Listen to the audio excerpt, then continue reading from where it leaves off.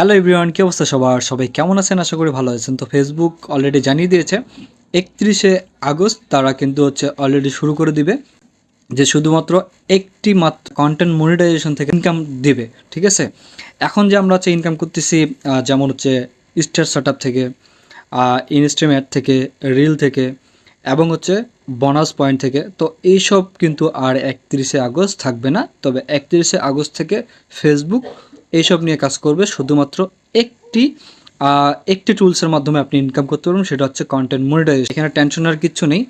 আপনিও কিন্তু যদি আপনি সেটা ইউ আর এলিজিবল হয়ে থাকেন তাহলে অবশ্যই আপনি কন্টেন্ট মনিটাইজেশন সেটআপটা তো আপনার থেকেই যাবে, টেনশনের কিছু নেই। আর যারা মূলত ইস্যু নিয়ে বসে আছে, ফ্লপ কন্টেন্ট নিয়ে কাজ করেছে, তাদের জন্য বিপদ আছে। কারণ এইটা তারা তুলে নিতে পারে, হয়তোবা তাদের কন্টেন্ট মনিটাইজেশন সেটআপটা বন্ধ করে দিতে পারে। তবে টেনশন নেওয়ার কিচ্ছু নেই। যদি আপনি লিগ্যাল ওয়েতে কাজ করেন তাহলে ফেসবুক কিন্তু 31শে আগস্টের পর থেকে যেসব একদম ভালো প্রোফাইল কিংবা ভালো পেজ যারা লিগ্যালভাবে কাজ করে তাদের কিন্তু 10 থেকে 15 দিনের মধ্যে কন্টেন্ট মনিটাইজেশন সেটআপ দিয়ে দিবে। তো এইটা মূল ফেসবুকের কঠিন একটা বড় আপডেট। ফ্লপ কন্টেন্ট নিয়ে কাজ করবেন না, একদম লিগ্যাল ওয়েতে কাজ করেন তাহলে কিন্তু আপনি খুব সহজে কন্টেন্ট মনিটাইজেশন সেটআপটি পেয়ে যাবেন।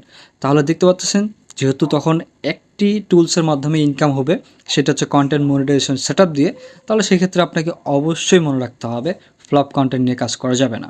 এখন তো আপনি স্টার থেকেও ইনকাম করতে পারতেছেন, আর রিল থেকে ইনকাম করতে পারতেছেন, তারপর ইনস্ট্রিম অ্যাড থেকে ইনকাম করতে পারতেছেন।